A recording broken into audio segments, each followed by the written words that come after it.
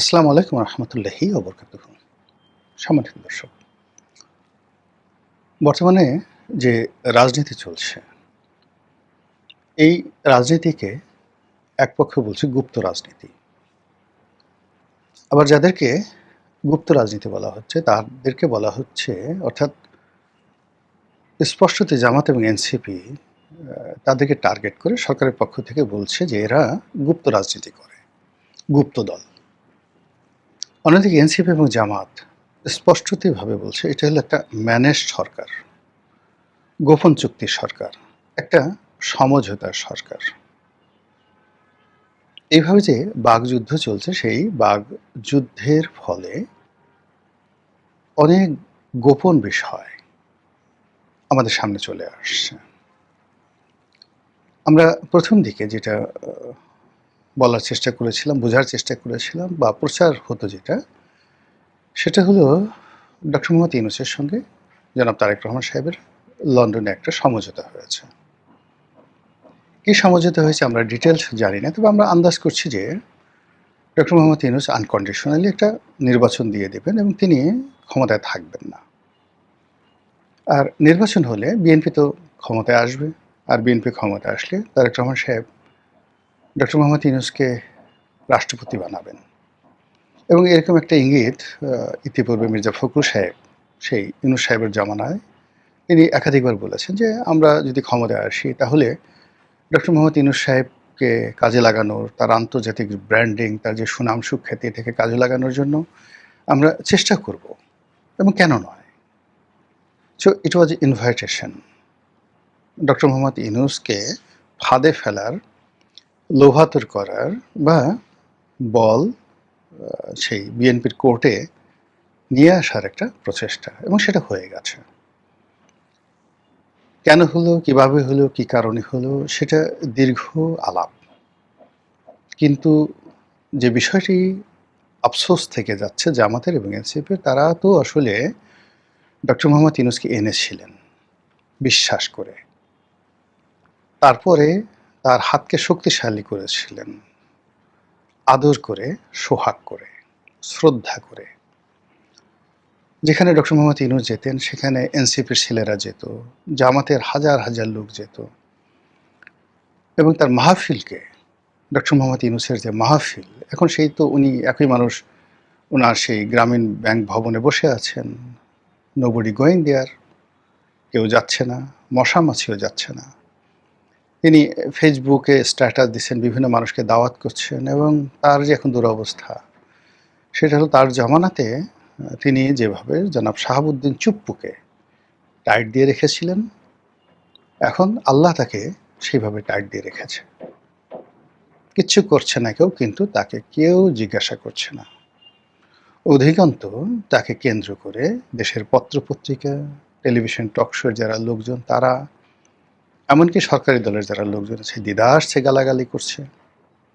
কেন হামিদ টিকা দিলেন না, কেন টাকা মেরে দিলেন, কেন নূরজাহান বেগমকে এখানে বসালেন, কেন আসিফ নজরুলকে বসালেন, অমুকরে বসালেন, আলী রিয়াজকে কেন আনলেন, কেন তিনি এই জুলাই সনদের যে ঝামেলা, এটা সরকারের উপর চাপিয়ে দিলেন, কেন সংস্কার কমিশন করলেন, এইগুলো নিয়ে সরকারের যারা লোকজন আছে তারা ভীষণ রকম বিরক্ত, এবং তারা তাদের যারা লোকজন রয়েছেন তাদের মাধ্যমে ডক্টর মোহাম্মদ ইউনূসকে রীতিমতো তুলোধনা করছেন। আর অন্যদিকে অন্যান্য যারা বিভিন্ন টকশোতে তাকে গালাগাল করছে অকথ্য অশ্রাব্য ভাষায়, তাদেরকে মূলত দূর থেকে ফু দিচ্ছেন, কুং ফু, চালিয়ে যাও বাবা, অসুবিধা নেই। তো এই সকল কথাবার্তা যখন ডক্টর মোহাম্মদ ইউনূস এবং তার যারা লোকজন শুনছেন, তারা সবাই মানসিকভাবে বিপর্যস্ত হয়ে পড়ছেন। সেই একমাত্র এই জমানাতে মানে ডক্টর মোহাম্মদ ইউনূসের যে সমস্ত লোকজন ছিলেন সবাই মুখে তালা দিয়েছেন। সেই শফিক সাহেব, যিনি তথ্য সচিব ছিলেন, ওনার প্রেস সেক্রেটারি ছিলেন তিনি, তারপরে আসিফ নজরুলের মতো ভোকাল সাহসী মানুষ, প্রায় সবাই পর্দার আড়ালে চলে গেছেন। কেবলই মাত্র সেই পলিথিন আপা হিসেবে খ্যাতি পাওয়া সেই রেজওয়ানা, সৈয়দা রেজওয়ানা হাসান, তিনি আছেন। তিনি অবিরতভাবে বলে যাচ্ছেন, তিনি প্রকাশ্যে ঘোরাফেরা করছেন এবং তিনি তার যে কর্ম, সেই কর্ম আগের চেয়ে আরও বেশি উদ্দীপনা নিয়ে চালাচ্ছেন। অ্যাজ ইট ইজ যে তিনি বিএনপি সরকারের অন্যতম হোতা এবং বিএনপিকে ক্ষমতায় আনার পেছনে তার একটা বিরাট কর্তৃত্ব ছিল।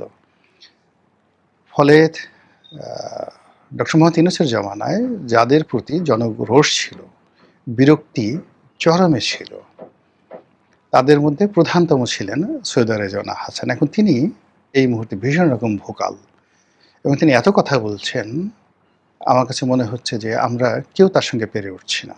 প্রচণ্ড কথাবার্তা বলছেন, আগের মতোই তার সেই স্মিত হাসি আছে, আগের মতো সেই খুশি খুশি ভাব আছে এবং কথা বলতে গিয়ে তিনি যেভাবে মৃদু হাসতেন, মাথা ঝুলিয়ে, গাল ঝুলিয়ে, চুল ঝুলিয়ে তিনি যেভাবে আকর্ষণ তৈরি করতেন, যেটাকে বলা হয় সেডাকশন।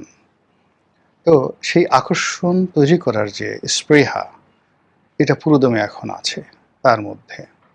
তিনি এখন তামাক নিয়ে কাজ করছেন, তিনি এখন সিগারেট নিয়ে কাজ করছেন, পরিবেশ নিয়ে তিনি কাজ করছেন।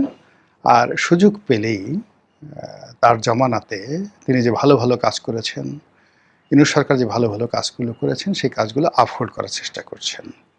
এছাড়া বাকি সবাই গর্তে চলে গেছেন, ভীষণ রকম গর্তে চলে গেছে। তো যেটা বলছিলাম যে সরকারের উপরে মানুষের যে আস্থা এবং বিশ্বাস, সেই বিশ্বাসের জায়গাটাতে বিরোধী দল সন্দেহ তৈরি করে ফেলেছে। তারা বলার চেষ্টা করছে যে এই সরকার একটা সমঝোতার সরকার, সমঝোতা করে তারা এসেছে।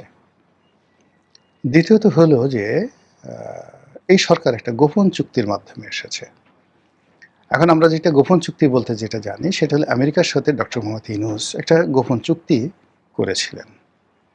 সেই চুক্তি আমেরিকা ইদানীং ফাঁস করে দিয়েছে এবং সেই চুক্তির যে সকল ধারা উপধারা জানাজানি হয়ে গেছে, তাতে করে দেখলাম যে আমরা রীতিমতো গলা পর্যন্ত ডুবে গেছি, নাক পর্যন্ত ডুবে গেছি, নিঃশ্বাস নেওয়ার অবস্থা নেই। আমাদের চারিদিকে শুধু আমেরিকা, আমেরিকার গম, আমেরিকার ফল ফ্রুটস, আটা ময়দা, চিনি, সয়াবিন তেল, পেট্রোলিয়াম থেকে শুরু করে সব কিছু আমেরিকান, অস্ত্র শস্ত্র, আমেরিকার বিমান থেকে শুরু করে সব কিছু আমেরিকান ওই চুক্তির মাধ্যমে। বাংলাদেশ মোটামুটি বলতে গেলে আমেরিকার একটা অঙ্গ রাজ্যে যে সকল আমেরিকান পণ্য অ্যাভেলেবল হবে, এই চুক্তি যদি বাস্তবায়ন হয়, আগামী বছর থেকে বাংলাদেশে সব আমেরিকান পণ্য পাবেন। এখানকার ফার্মাসিউটিক্যাল কোম্পানিগুলো থাকবে না, আপনি আমেরিকার ফাইজার কোম্পানি সব পাবেন। So you must be happy. এখানে যে সকল চাইনিজ অস্ত্র রয়েছে সেগুলো থাকবে না, সব আমেরিকান অস্ত্র থাকবে সেখানে। তারপরে আমেরিকান সেন্ট থেকে শুরু করে সেই আর অন্য যা কিছু আছে সব কিছু এখানে চলতে থাকবে। তো এই যে জিনিসগুলো চলছে বাংলাদেশে গোপন চুক্তির ভিত্তিতে, এটার জন্য এক পক্ষ বলার চেষ্টা করছে যে ডক্টর ইউনূস এই দেশটিকে ডুবিয়ে দিয়ে গেছে। তো যারা এই সকল কথাবার্তা বলতেন তাদের জবাবে এই যে বর্তমান যিনি পররাষ্ট্র উপদেষ্টা রয়েছেন জনাব খলিলুর রহমান, তিনি বলেছেন যে আমরা এই চুক্তি স্বাক্ষরের আগে বিএনপির সঙ্গে জামাতের সঙ্গে আলোচনা করেছি, অন্যান্য রাজনৈতিক দলের সঙ্গে আলোচনা করেছি। জামাত বলছে তওবা তওবা আস্তাগফিরুল্লাহ নাউজুবিল্লাহ, কি সব কথাবার্তা বলে। আমরা কেন এই সমস্ত বিষয় নিয়ে আলোচনা করব? আমরা এই সমস্ত বিষয়ে আলোচনা করিনি। এবং এটা নিয়ে আমি যখন একটা বক্তব্য দিলাম একটা টেলিভিশনে, যখন বলল যে জামায়াতের আমির এই কথা বলছে আর পররাষ্ট্র উপদেষ্টা বা পররাষ্ট্রমন্ত্রী খলিলুর রহমান বলেছে, আপনি কোনটাকে বিশ্বাস করবেন? আমি বললাম যে আমি অবশ্যই জামাতকে বিশ্বাস করি, খলিলুর রহমান সাহেবকে বিশ্বাস করি না। কিন্তু এখন যেটা সমস্যা হলো যে জামাত তো এখান থেকে নিজেদেরকে মুক্ত করে ফেলছে যে তারা এই সমস্ত বিষয় জানতো না। তাহলে কে জানতো? বিএনপি জানতো। বিএনপি তো এখনো পর্যন্ত অস্বীকার করেনি, যেহেতু তার মন্ত্রী বলেছে। বিএনপি তারেক রহমান সাহেব থেকে শুরু করে সবাই এটা অস্বীকার করতে পারতো, কিন্তু তারা যেহেতু সেটা অস্বীকার করেনি, ইট মিনস এই যে আমেরিকার সঙ্গে যে চুক্তিটা হয়েছে এটা বিএনপি জানতো। আর বিএনপি যদি সেটা জেনে থাকে, তাহলে ওই চুক্তির ভিত্তিতে মার্কিন ডিপ স্টেট বিএনপিকে ক্ষমতায় এনেছে। একথা তো এখন বিরোধী দল মানে বগল বাজিয়ে বাজিয়ে বলতে থাকবে এবং যত রকম দুর্নাম আছে, বদনাম আছে, সেই বদনামগুলো তারা বিএনপির বিরুদ্ধে ছাড়তে থাকবে। এতে করে বিএনপির যে জনপ্রিয়তা এটা হ্রাস পাবে, বিএনপির বিরুদ্ধে জনরোষ তৈরি হবে এবং আমেরিকা কেন্দ্রিক যে বিশ্ব ব্যবস্থা আছে সেটার প্রতিকূলে যে সকল রাষ্ট্রশক্তি আছে, যেমন রাশিয়া আছে, চীন আছে, এই সকল রাষ্ট্রশক্তি বিএনপির বিরুদ্ধে চলে যাবে। ফলে যে সমঝোতার রাজনীতি, যে সকল গুপ্ত রাজনীতি, গোপন চুক্তি রাজনীতি, মার্কিন নির্ভর রাজনীতি, তাবেদারির রাজনীতি, এই জিনিসগুলো আবার সামনে চলে আসবে খুব নোংরাভাবে, খুবই জঘন্যভাবে, এবং আপত্তিকর সব বক্তব্য ডে বাই ডে প্রচারিত হতে থাকবে। আর এর ফলে এই সরকারের যারা লোকজন, যারা নিজেদেরকে শহীদ প্রেসিডেন্ট জিয়াউর রহমানের উত্তরসূরি মনে করেন, খালেদা জিয়ার উত্তরসূরি মনে করেন, তাদের যে পার্সোনালিটি, নিজের পায়ে দাঁড়ানোর ক্ষমতা, সক্ষমতা এবং দেশকে একটা নির্দিষ্ট জায়গাতে নিয়ে যাওয়ার বা নেতৃত্ব দেওয়ার যে একটা অসাধারণ ক্ষমতা ছিল, সেই বিষয়গুলো নিয়ে প্রতিপক্ষ টিটকারি করবে, তারা আজে বাজে কথা বলবে এবং তারা বর্তমান সরকারকে পুতুল সরকার, সমঝোতার সরকার, গোপন চুক্তির সরকার হিসেবে বলার চেষ্টা করবে, অনেকে হামিদ কারজাই বলার চেষ্টা করবে, আরও অনেক কিছু, যা কিনা সরকারের যে কার্যক্রম বা কার্যকারিতা এটা নষ্ট করে দেবে। সরকার অনেক কর্তা ব্যক্তি আছেন, অনেক আপনজন আছেন, সরকারের অনেক মেধাবী লোকজন আছেন, আমাদেরকে শত শত বছর পড়াতে পারেন, এরকম শিক্ষিত লোকজনও বিএনপির মধ্যে আছে বা এই সরকারের মধ্যে আছে। তারা নিশ্চয়ই বিষয়টি দেখবেন, বিবেচনা করবেন এবং কাউন্টার যে পলিসি, পাল্টা যে পলিসি, সেই পলিসি তারা গ্রহণ করবেন যাতে করে সরকারের ইমেজ থাকে। আদারওয়াইজ ইমেজহীন হয়ে পড়বেন, আর ইমেজহীন কোনো সরকার কখনো সফল হতে পারেনি। আসসালামু আলাইকুম রহমতুল্লাহি ওয়া বারাকাতুহু।